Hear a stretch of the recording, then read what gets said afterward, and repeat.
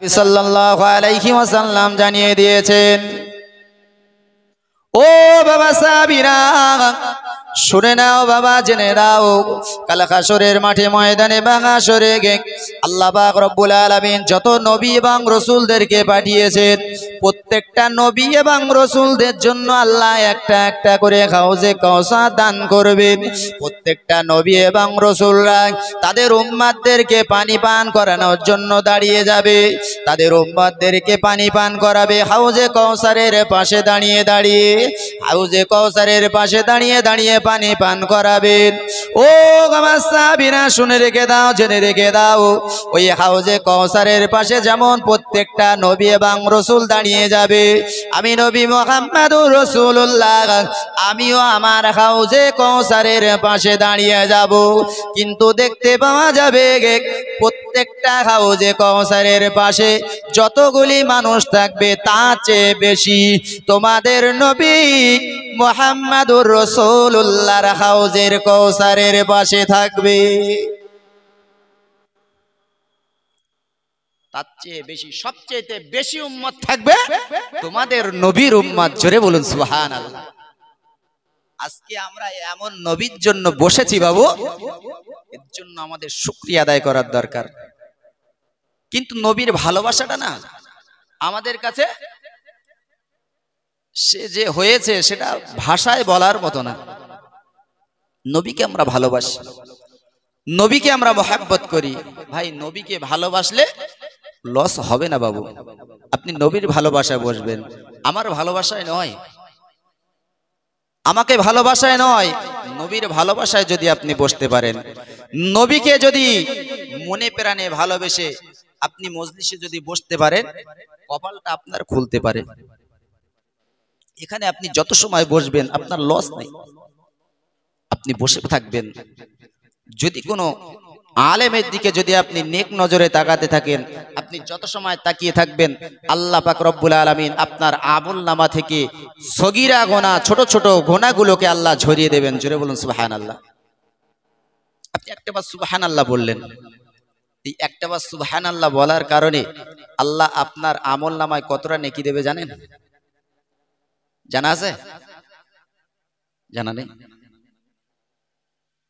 আল্লাহ নবী বিশ্ব নবী জনাবে মুহাম্মদুর রাসূলুল্লাহ সাল্লাল্লাহু আলাইহি ওয়াসাল্লাম জানিয়ে দিলেন, কোন বান্দা বান্দি যদি একটাবার সুবহানাল্লাহ আল্লাহ পাক রব্বুল আলামিনের তাসবিহটা পড়লো, আসমান এবং জমিনে যতটা খালি জায়গা আছে এতটা পরিমাণ নেকি বা সওয়াব আল্লাহ ওই বান্দা বান্দির আমলনামায় লিখে দেবে।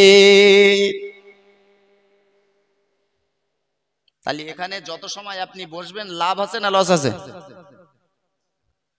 তাহলে সেই জায়গায় যেখানে আমরা বলো বাঙালি ঘরের সন্তান, বাঙালি কিন্তু যেখানে লাভ আছে সেখানে লব হয়, বিনা লাভে তুলো হয় না।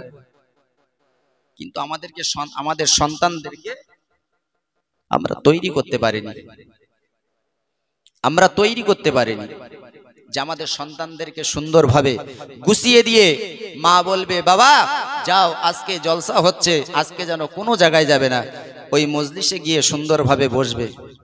উচিত ছিল মায়ের তার বাচ্চাটাকে সুন্দরভাবে পোশাকটা পরিয়ে, পায়জামা পাঞ্জাবি মাথায় টুপি দিয়ে বাচ্চাটাকে পাঠিয়ে দেওয়া উচিত ছিল, যে ওই বাচ্চাটাকে পাঠিয়ে দেবে, যাও বাচ্চা যাও বাবা আজকে মজলিস হচ্ছে, জলসা হচ্ছে, এই জলসা গিয়ে বসবে। কোন মা তৈরি করেছে? কোন মা এরকম সন্তানকে কোন মজলিসে পাঠিয়েছে? আল্লাহ তো বাংলার বিভিন্ন জায়গায় আল্লাহ নিয়ে যায় এই বয়স, সব জায়গায় একই কেস। কি হবে? আর এরা বড় হলে কি তৈরি হবে? অনেকে ভাবি হয়তো আমরা বছরে একটা করে জলসা দেব, প্রচুর পয়সা খরচ করব, ও পাড়ায় যা করবে তার চাইতে আমরা বেশি খরচ করে নবী দিবস করব, জলসা দেব, ওতে মনে হয় আমরা সব পার পেয়ে যাব। কেতে পার পাবে বলে মনে হচ্ছে? নবী দিবস শুধু দিলে হবে না, জলসা শুধু দিলে হবে না, লোকের শোনার জন্য নয়, নিজেদেরকে আসতে হবে। যারা অক্লান্ত পরিশ্রম করেছি, যে সমস্ত জওয়ান যুবক ছেলেরা, কমিটির ছেলেরা, তাদেরকে আমি অনুরোধ করব মজলিসে আসার। কারণ এতটা পয়সা খরচ, যা দেখছে স্ট্রাকচার অনেকটা পয়সা খরচ। এতটা পয়সা খরচ করে এর থেকে যদি আমরা কিছু শিক্ষা না নিতে পারি, এর থেকে যদি আমাদের কিছু লাভ না হয়, তাহলে এতটা পয়সা খরচ করার কোনো দরকার ছিল? আসতে হবে নবীর ভালোবাসায়। আমরা যখন দিয়েছি, আমাদের ভালোবাসাটা হবে নবীর সঙ্গে। নবীর ভালোবাসলে লাভ আমাদের জীবনে কতটা হবে। যে নবী আমার আপনার জন্য তিনি সারাটা জীবন চিন্তা করেছেন, যে নবী আমার আপনার জন্য সারাটা জীবন তিনি কেঁদেছেন, দুনিয়ার জমিন থেকে যখন বিদায় নিয়ে চলে যাচ্ছেন তখনও কেঁদেছেন। রসুলকে যখন কবরে শায়িত করা হয়েছিল, কবরে শোয়াচ্ছিলেন, হযরতে আব্বাস রাদিয়াল্লাহু তাআলা আনহু তিনি বলছেন, ওগো ভাই আলী, তুমি শেষবারের মতো বিদায়, চির বিদায় নবীকে আর দেখতে পাবো না, নবীর মুখটা একটাবার একটু আমাকে দেখাও, মুখের থেকে কাপড়টা একটু সরিয়ে দাও। রসুলকে দেখার জন্য যারা নিজেরা সব সময় লাইলাতে ছিলেন, তাদের সমস্ত দুঃখ কষ্ট সব নিবারণ হতো আমার রাসূলুল্লাহ চাঁদ মুখটা দেখলে। তারা শেষ বিদায় দিচ্ছেন, তাদের অবস্থাটা কি মনে হচ্ছে? আল্লাহ নবীর সাহাবী এমন করে আব্বাস বলেছিলেন, বাবা আলী, ওগো বাবা আলী, বিদায় বিদায়, চির বিদায়, নবীর সঙ্গে আর দেখা হবে না। ও বাবা আলী, তুমি এমন করে মুখে থেকে কাপড়টা একটু সরিয়ে দাও, কাফনের কাপড়টা একটু সরিয়ে দাও, একটু শেষবারের মতো আমার নবীর চাঁদ মুখটা দেখে নি। আল্লাহর নবীর সাহাবী এমন করে মুখের কাছ থেকে যখন মুখের থেকে কাপড়টা সরিয়ে দিলেন, কাফনের কাপড়টা যেই সরিয়ে দিলেন, দেখতে পাওয়া যায় আল্লাহ নবী, বিশ্ব নবী আমার এমন করে নুরানির চেহারায় তিনি ঘুমাচ্ছেন, আরাম করছেন। কিন্তু বিশ্ব নবীর ঠোঁট দুটো যেন বিড় বিড় করে নড়ে। আল্লাহর নবী সাহাবী আব্বাস বললেন, ভাই আলী, দেখো না আমার রাসূলুল্লাহর ঠোঁট দুটো কেন বিড় বিড় করে নড়ে। আল্লাহর নবী, বিশ্ব নবী আমার হাবিবুল্লাহকে জনাবে মুহাম্মদুর রাসূলুল্লাহ সাল্লাল্লাহু আলাইহি ওয়াসাল্লামের ঠোঁটের কাছে যখন মুখটা লাগালেন, ঠোঁটের কাছে যখন মুখটা লাগালেন, দেখতে পেলেন না আল্লাহর নবীর ঠোঁট থেকে একটা বিড় বিড় করে আওয়াজ আসে, রব্বি উম্মতি, রব্বি হাবলি উম্মতি, রব্বি হাবলি উম্মতি। আল্লাহ, আমার উম্মতের উপায় কি হবে? আল্লাহ, আমার উম্মতের উপায় কি হবে? তিনি মৃত্যু থেকে, মৃত্যু শয্যায় আমাদেরকে ভুলে যাননি। নবী যখন নবীকে কবরে রাখা হলো, কবরে রাখা অবস্থায় রসুলের সাহাবানা শুনতে পেলেন, আমার আপনার জন্য রসুল চিন্তা করেছেন। ও মুসলমান ঘরের সন্তান, ও ভাই আমার, বাবাজিরা আমার, সেই নবী দিবস আমি আপনি আজকে দিয়েছি, এতটা পয়সা খরচ করেছি, নবীর ভালোবাসাটা আমার আপনার ভিতরে কতটা একটাবার দেখতে হবে। আল্লাহর নবী, বিশ্ব নবী জনাবে মুহাম্মদুর রাসূলুল্লাহ সাল্লাল্লাহু আলাইহি ওয়াসাল্লামের সাহাবাদেরকে যদি আমরা দেখি, আল্লাহর নবী যখন যে কথাটা বলতেন, সাহাবায়ে কেরামগণেরা তাদের জীবন দিয়েও সেই কথাগুলোকে তারা মেনে নিয়েছিলেন। যে কথাই বলেছেন রসুলের সাহাবারা সেই কথাগুলোকে মেনে নিয়েছেন, তার জন্য যত কষ্ট হোক। রসুলকে এতটা ভালোবাসতেন, রসুলকে এতটা মহাব্বত করতেন, রসুলের ভালোবাসা মহাব্বত তারা এতটা অন্তরে রেখেছিলেন, যে ভালোবাসা, যে মহাব্বত রেখে তারা তাদের জীবনটাকে পরিচালনা করেছেন, যার কারণে আল্লাহ পাক রব্বুল আলামিন তাদেরকে, তাদের উপরে খুশি হয়ে তাদের দুনিয়ায় থাকা অবস্থায় জান্নাতের সার্টিফিকেট দিয়েছিলেন। জোরে বলুন সুবহানাল্লাহ। তাদেরকে জান্নাতের সার্টিফিকেট দিয়েছিলেন। এটা বা দরুদ শরীফ, আল্লাহুম্মা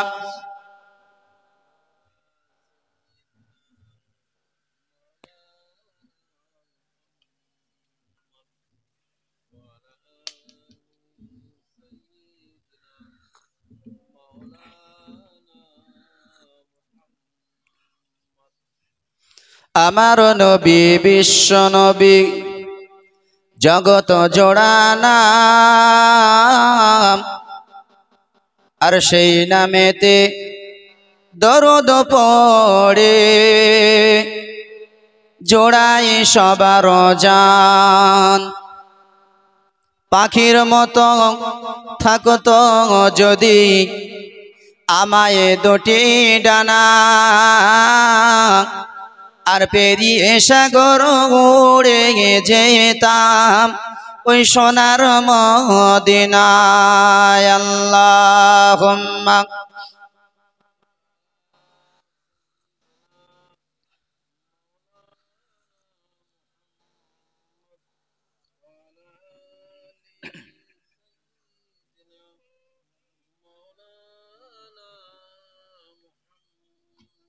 ভাইরা আমার, যে কথাটা আমি বলছিলাম যে আজকে নবী দিবসের জলসা নবীকে নিয়েই আলোচনা হবে, কি তাই তো নাকি?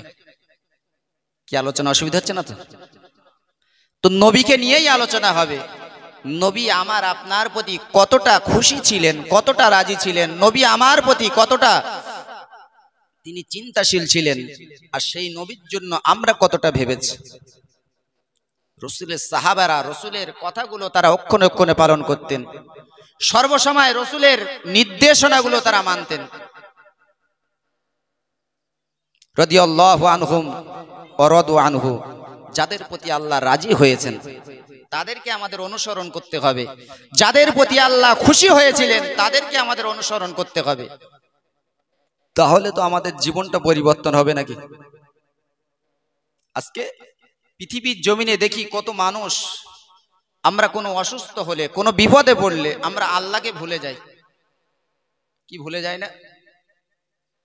যদি আমরা একটু অসুস্থ হই তখন আমরা চিন্তা করি যে আল্লাহর স্মরণ করব, নামাজ পড়ব। আমরা সুস্থ শরীরে তাই নামাজ পড়ি না। আর যদি একটু জ্বর হয় কিংবা কোনো একটু শরীর খারাপ হয়, অসুস্থ হলে সঙ্গে সঙ্গে আমরা সেই সুতনায় আর কিন্তু মসজিদের দিকে যাই না, নামাজ পড়তে পারি না। উফ, কি কষ্ট! কত মানুষ দেখেন যে নামাজ পড়ছে, বাড়ি থেকে হেঁটে মসজিদ পর্যন্ত যাচ্ছে কিংবা সাইকেল চালিয়ে মসজিদে যাচ্ছে নামাজ পড়তে। ভাই, বাড়ি থেকে কিংবা সাইকেলে হেঁটে কিংবা সাইকেলে কিংবা বাইকে যে কোনো ভাবে গেল, মসজিদে গিয়ে নামাজ পড়ছে, নিচে সবাই নামাজ পড়ছে, একে দেখা যাচ্ছে যে নিচে আর নামাজ পড়তে সে পাচ্ছে না, চেয়ার নিয়ে নামাজ পড়ছে। কি সমাজের মানুষ আছে না নেই? ভাই, শরিয়াতের বিধান হলো তোমাকে নামাজ পড়তে হবে, আর নামাজ কোনো অবস্থায় তোমার মাপ নেই। তুমি অসুস্থ, তুমি দাঁড়াতে পারছো না, তুমি বসে নামাজ পড়ো। তুমি বসতে পারছো না, তুমি শুয়ে নামাজ পড়ো, কিন্তু নামাজ তোমাকে পড়তে হবে। শরিয়তের বিধান হলো এটাই। যদি নামাজের সময় হয় আর ওই সময়ে কোনো মায়ের বাচ্চা প্রসব করে, ওই মায়ের বাচ্চা প্রসব করার সময় যত অর্ধেকটা মাথা বাইর হয়েছে, মা তখনও পর্যন্ত নাফাকি হননি, শরীয়তের বিধান হলো তুমি একটা গর্ত খুঁড়ে ওই মাথাটা ওই জায়গায় দিয়ে তুমি নামাজটা আদায় করে নাও। নামাজে ছাড় আছে বলে মনে হচ্ছে? তাহলে যে সমস্ত মানুষরা মসজিদে যাচ্ছে, গিয়ে চেয়ারে বসে নামাজ পড়লে প্রকৃতভাবে আল্লাহর কাছে নত হওয়া হয়? এই যে আমি চেয়ারে বসে আছি, চেয়ারে বসা মানে একটা মশিয়ার মতো থাকে তো নাকি? আল্লাহর কাছে নামাজ পড়তে হবে, আল্লাহর কাছে আমি এমন ভাবে নামাজ পড়তে হবে, আমার প্রভু যিনি আমার সৃষ্টিকর্তা তিনি আমাকে দেখছেন। যখন আমরা মাঠে বা কারোর কাজে যাই, সামনে যদি আমরা যে মহাজনের কাজে গিয়েছি ওই মালিক মহাজন সামনে থাকে, তখন আমরা কাজ ভালো করে করি না খারাপ করে করি? আর যদি মালিক না থাকে একটু জিরিয়ে নেই তো। বলছে শরিয়তের বিধান হলো তুমি এমন ভাবে নামাজটা পড়ো যে তুমি তোমার স্বয়ং স্রষ্টাকে আল্লাহকে তুমি দেখছো। আল্লাহ নবী সাহাবী নামাজের জন্য এমন করে আসরের আজানটা হয়ে গেল। মসজিদে নববীতে আসরের আজান হযরতে বেলাল দিয়ে দিলেন।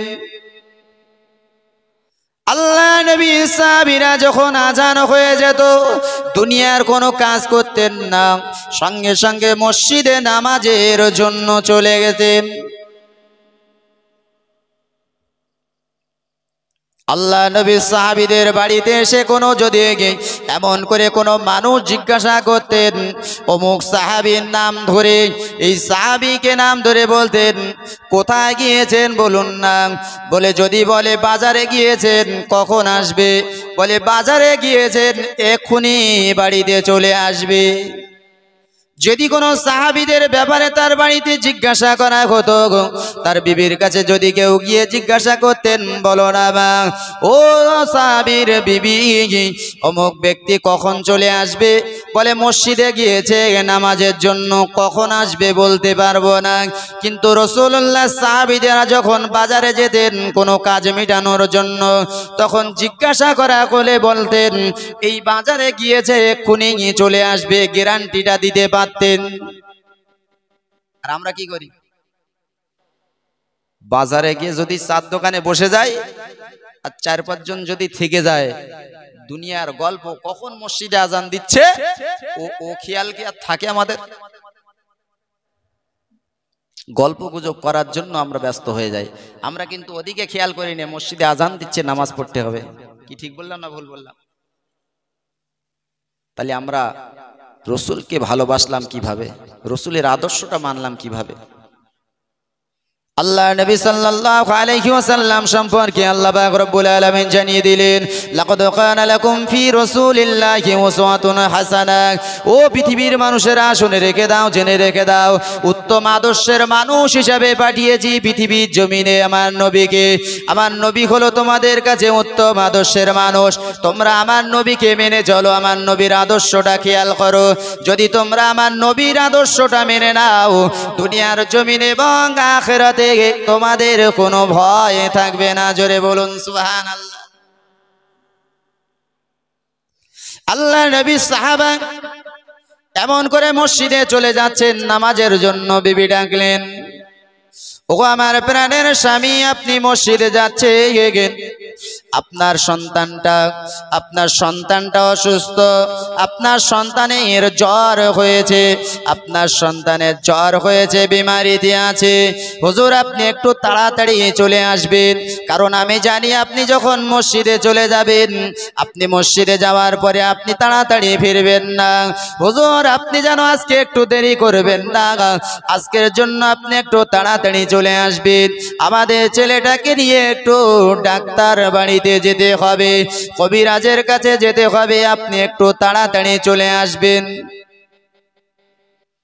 আল্লাহ নবী সাহাবী চলে গেলেন। আল্লাহ নবী বিশ্ব নবী আমার হাবিবুল্লাহ জনাবে মুহাম্মদুর রাসূলুল্লাহ সাল্লাল্লাহু আলাইহি ওয়াসাল্লামের কাছে নামাজটা আদায় করতে, রাসূলুল্লাহ যেখানে ইমাম হয়ে নামাজ আদায় করেন, ওই তার পিছনে দাঁড়িয়ে দাঁড়িয়ে মুক্তাদি হিসেবে রাসূলুল্লাহর সাহাবীরা দাঁড়িয়ে দাঁড়িয়ে নামাজটা আদায় করতেন, আর তাদের জীবনের সমস্ত গেলানিগুলো দূর হয়ে যেত। জোরে বলুন সুবহানাল্লাহ।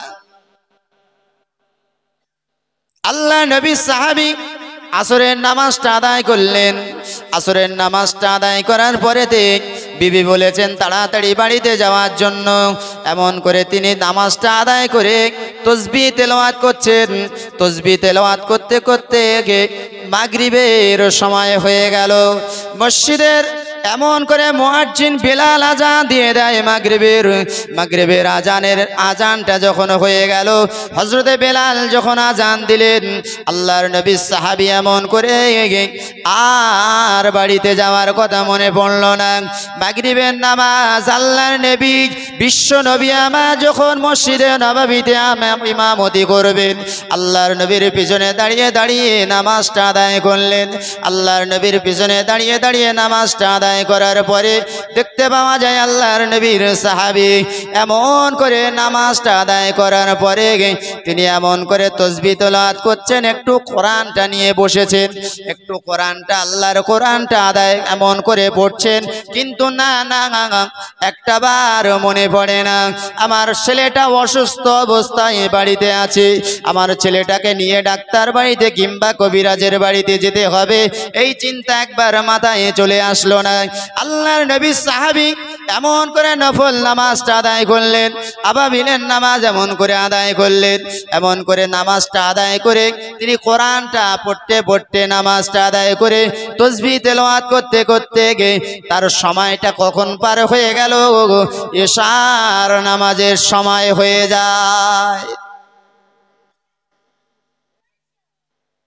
আমাদের বাড়ি হলে কেমন হতো?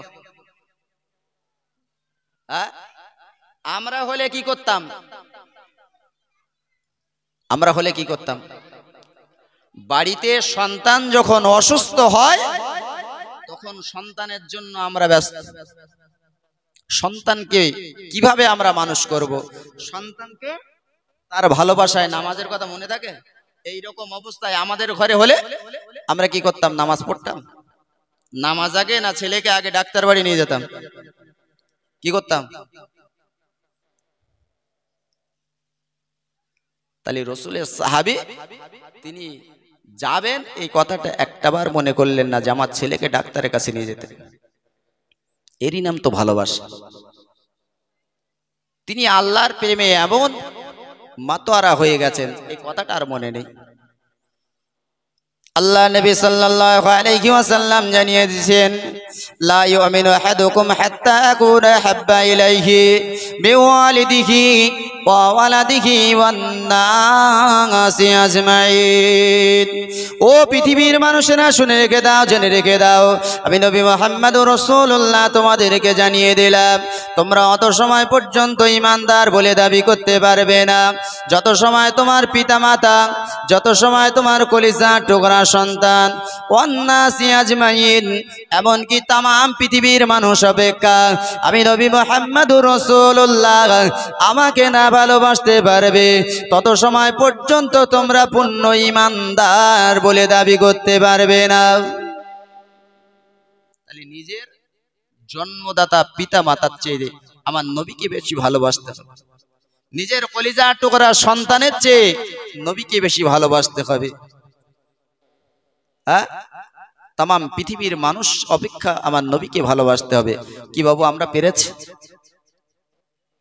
নবীকে যদি ভালোবাসতে পারতাম, নবিয়ানা জলসায় আমরা বসা থেকে বিরত থাকতে পারতাম না। নবিয়ানা জলসায় আমরা কেন্দ্র করে, নবিয়ানা জলসাকে কেন্দ্র করে আমরা অশ্লীল কাজে আমরা লিপ্ত থাকতে পারতাম না। কত ছেলেকে দেখি জলসা হয়তো প্রচুর জায়গায় যায়, আল্লাহ যতটুকু জায়গায় নিয়ে যায় দেখি সমস্ত জওয়ান যুবক ছেলেরা সবাই হাতে মোবাইল। এদের জলসায় আসা, জলসায় চাঁদা দেয় অনেক, কিন্তু এরা কিন্তু জলসায় আসবে না, এরা মোবাইল নিয়ে গেম খেলায় ব্যস্ত। সেই যখন শেষ দোয়া হবে তখন এরা সঙ্গে সঙ্গে এসে হাজির। কি ভুল বলছি না ঠিক বলছি? যেটা সমাজে দেখছি সেটাই বলছি। কি হবে? এই জলসা কে কেন্দ্র করে তাদেরকে আমরা দেখছি এই অবস্থা। আমার নবী সাল্লাল্লাহু আলাইহি ওয়াসাল্লাম তিনি বলছেন যে আমাকে বেশি ভালোবাসতে হবে।